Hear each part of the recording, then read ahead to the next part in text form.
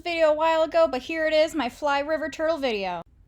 As a side note, I did not buy this animal from an importer. It was a rehoming situation, so please do not buy from any that might be wild caught or imported. They are getting endangered because of this, so do your research, get it from a breeder or a rehome situation. So here she is, he is, we're not really sure, in all her glory. This is our fly river turtle. We got her at the March NARBC as a rehome. We saw on Facebook someone wanted to rehome her, so we grabbed her because it's one of my dream reptiles and it should be yours, but you shouldn't get one if you're not prepared to have this huge enclosure that you have to climb into. Fly river turtles are super cool. They are the only living member of their genus and their family. They have a huge fossil record though.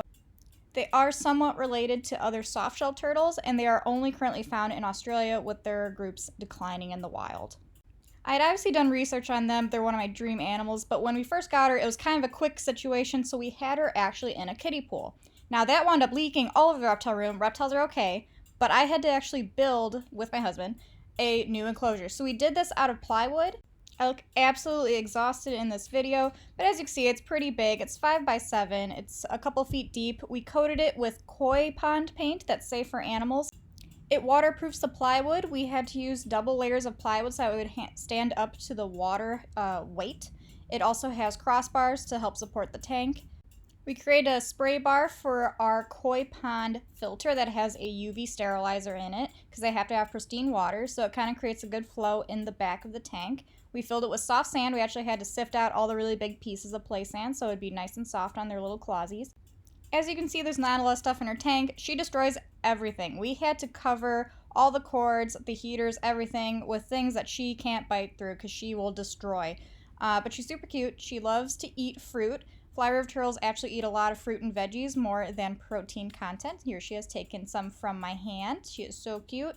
Her favorite's bananas. I use strawberries in this video, but anyway, any fruit she goes for. We also feed her tortoise pellets since they are lower in protein than actual turtle food. If you feed them turtle food, it's actually going to be way too high in protein for them, so box turtle or tortoise pellets are also a good staple to have. So UV light doesn't penetrate water very well, so we do have a light on her, but it's not really super beneficial at the time since they can't and won't come out of the water. So they have to get it from their pelleted diets and the different fruits and veggies that we feed them. She gets super excited to get fed. She snuffles around the ground for her pellets. She makes these cute little trackways, and when she gets super excited, she kind of does a little dance about eating. She's always ready to eat. She loves it, and I love just throwing her snacks every now and then. They are prone to obesity, so we kind of have to watch it because she is so voraciously hungry all the time.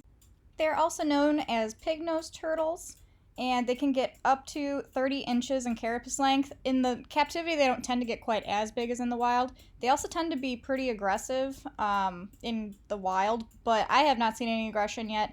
The guy estimated she's about 3-4 years old, so we should have her for a good another 15-20 years, hopefully. They live to be about 30 years. Obviously, we rinse off before climbing into her tank. You don't want to have any sort of lotion or soap on your body if you're going into her tank. We also don't do that very often. I just did it for this video and to grab some poop that she had. I would love to breed her or him if I could figure out what gender they were, but they are actually aggressive and fight when they're in captivity. So she will be by herself for her life, and we will, of course, increase her tank size if she gets even bigger. So that's a quick thing about my fly river turtle and a quick tutorial on building her tank. Obviously, there's a little bit more steps involved. There's wood glue, there's nails, there's shoving industrial cloth into the corner so there won't be any leaks.